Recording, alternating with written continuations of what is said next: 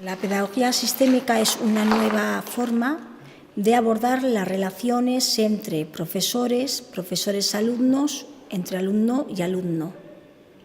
La idea es, a través de representaciones de muñecos, en este caso, abordar lo que serían los conflictos dentro del aula o los conflictos entre profesores. Es una dinámica novedosa y que no se suele aplicar, hasta ahora no se ha aplicado en los centros, porque está muy relacionada con una corriente que es precisamente la pedagogía sistémica. Utilizando los muñecos como la representación de la realidad, se interviene en la realidad y se modifica. Se pueden describir varias experiencias. Una de ellas consiste en utilizar representaciones mediante objetos que suplen a las personas que están involucradas en un determinado conflicto. Cada persona que está involucrada en ese conflicto se representa a sí misma mediante un objeto, que puede ser un muñeco, y se simboliza y se representa mediante esos objetos cómo se resolvería esa situación. Se puede hacer de la siguiente manera. El profesor vendría representado por una figura de tamaño superior, con algunas características que le puedan identificar como una persona de rango superior dentro del grupo. Los alumnos estarían representados por objetos de inferior rango y de menor tamaño, o con alguna característica que los identifique, y el muñeco, el objeto que representa al profesor, se dirige hacia el alumno con el que tiene el conflicto.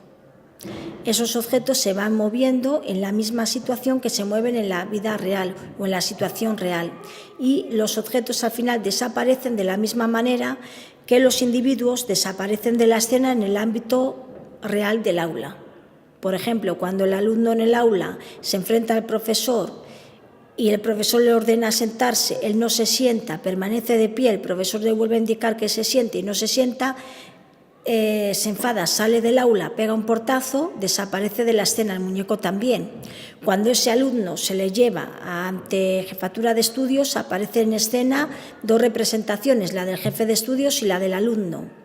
Entre los dos hay un diálogo. En ese diálogo el alumno termina también o enfrentándose al jefe de estudios o aceptando el castigo o la consecuencia de su acción. Por tanto, hay una solución temporal, porque el alumno en otra ocasión puede volver o no volver a manifestar ese comportamiento agresivo o alterado.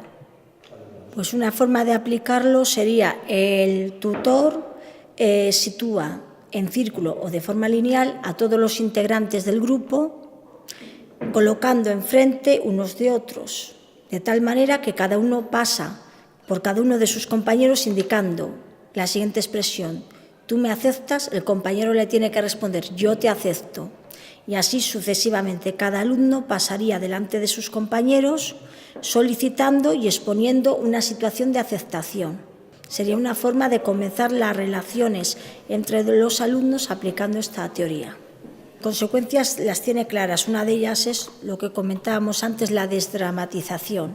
El conflicto deja de ser algo personal, algo que tengo que resolver yo como sea y en el que me veo directamente implicado, a pasar a ser una representación, porque yo voy a utilizar el conflicto para representarlo con otros objetos, en otra situación. Entonces yo lo voy a resolver, pero desde fuera.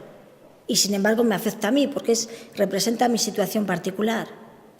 Y por otra parte supone una forma de enfocar la resolución de conflictos de una forma sistemática, con un sistema. Siempre se va a utilizar el mismo criterio y el mismo instrumento.